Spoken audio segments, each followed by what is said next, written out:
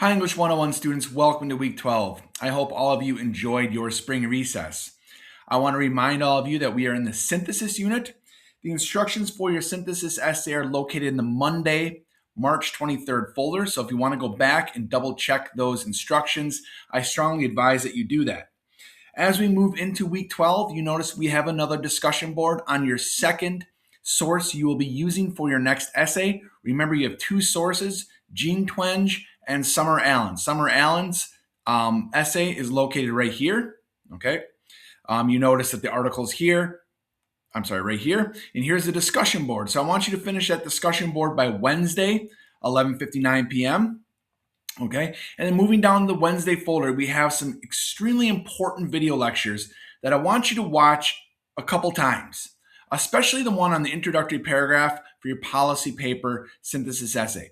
What I do is I outline how to write a solid introductory paragraph and how that introductory paragraph serves as the springboard for the rest of your essay. In other words, your thesis statement will appear at the end of your introduction, but you'll also contain a roadmap to the rest of your essay. Okay, so your thesis statement will be a couple sentences long. You'll be using some signal phrases such as and, first, second, third, fourth, to illustrate the steps you plan to take in your essay to analyze your specific social media. Okay, a video lecture on MLA and text citations, acknowledgement phrases, block quotes, and lecture on attribution.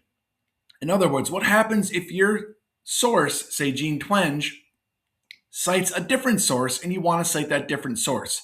How do you do that in your next essay?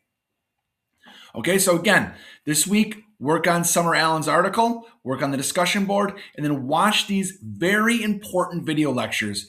And I want you to structure your essay, at least your introductory paragraph, on how I have it in this video lecture, okay? If you have any questions, I will have office hours this week on Wednesday from 9 o'clock to 10 o'clock.